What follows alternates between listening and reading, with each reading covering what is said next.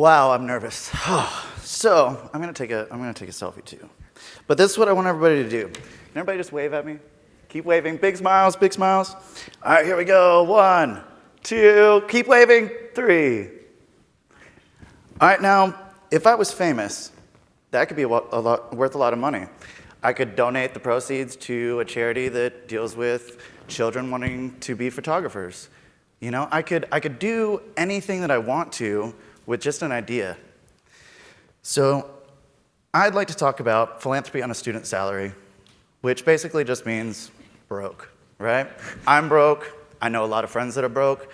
But there's ways that I've come up with in my past, just in service projects that I've jumped into, that I've been able to raise money for causes without using a lot of my own money or my own time. So people think of 3 things when they think of philanthropy. One of them, money, the most obvious, right? Well, there's ways that you can give money without giving a lot of money. Has anybody here ever attended an event that was specifically donation-based? How about at a bar? Just go to a bar and donate part of the money that you were going to drink or that you were going to spend at the bar and donate it to the charity, to the cause. This is what me and my friends used to do in a group called Philanthro. It was a group of young professionals, and we got together and we raised money by partying together. We would raise awareness for causes. We'd get together, we'd hang out, we'd have a great time, and we'd throw $5 here, $10 there. At the end of the night, we'd raise a couple $100. Well, there's also time. I'm a student. I'm actually a gymnastics coach, and I work in the research department, and I'm a grad student. I don't have a lot of time. So I have to get really, really creative when I do things for charity. One thing that me and my friends did in Philanthro up in Seattle was we volunteered at the Warrior Dash. I'm sure a lot of you have heard about the Warrior Dash. It's a 5K obstacle. It's crazy fun. Well, the people that work the event are actually volunteers, and they're raising money for their own causes. So we did that one day. Another time, down at the bottom, I've got a picture of us painting posters for the YMCA. Didn't take a lot of time, but we did something to help the YMCA so that they could promote their own event. And it was a lot of fun, too. We got really messy. But anyway, I found the independent sector states that the estimated value of volunteer time in 2013 was $22.55 an hour. Show of hands, does anybody here know a student that makes $22.55 an hour? I sure don't. I wish I did, but I don't. So the thing that I like to dwell on in my speech today is creativity. Getting creative with how you give back to your community. There's ways that you can come up with money and time. So one thing that I did was I turned my 25th birthday into a party. I was gonna dance, I was gonna have a great time, I was gonna hang out with my friends anyway, right? It's what most people do for their birthdays. Well, it took about a month and a half, and I decided in my free time that this year, it was 4 years ago? Something like that, I'm getting old.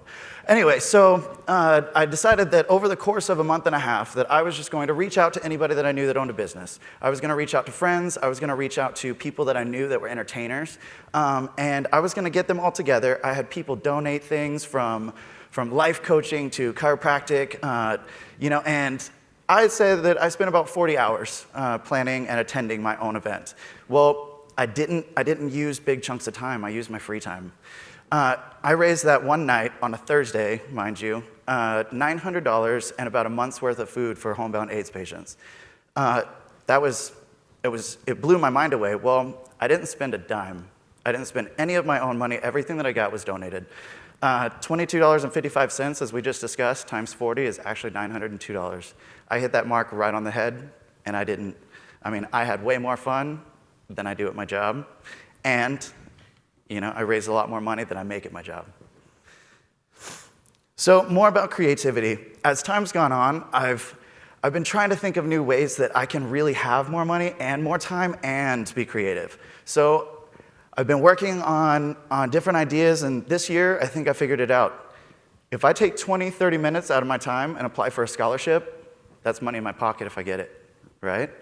Well, this semester alone, or these last 2 semesters while I've been here, I've been awarded 3 different scholarships, and those scholarships are going to Mexico with me.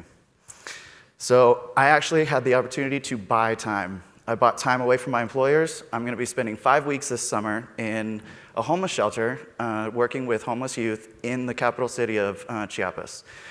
Right here, I really love this picture. It was just sent to me the other day, and they took the time to write it in English, which I thought was awesome. I haven't spoken English to any of them because they don't know any. And these 2 pictures on the sides, these are 2 pictures of the homeless shelter that I'm going to be staying at with these children.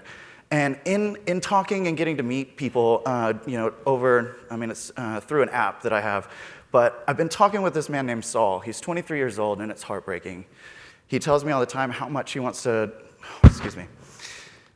He tells me all the time how much he wants to move here, but off of $200 a month, he can't even afford to live. But he spends his days raising money so that he can buy toys and treats for the kids that he serves. He himself was abandoned at 6 years old, and he's never left that homeless shelter.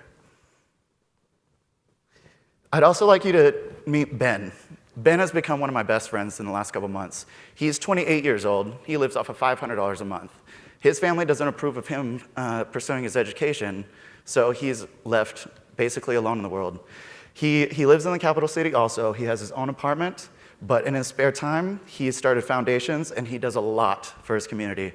But he does things very simply. He collects batteries to save the environment. He puts on events so that people can just come and have a good time and forget about the poverty that they live in. He also, here in this picture down at the bottom, they gathered a bunch of food and toys and candy, and they delivered it to a really, really poor neighborhood, and they just fed everybody for that day.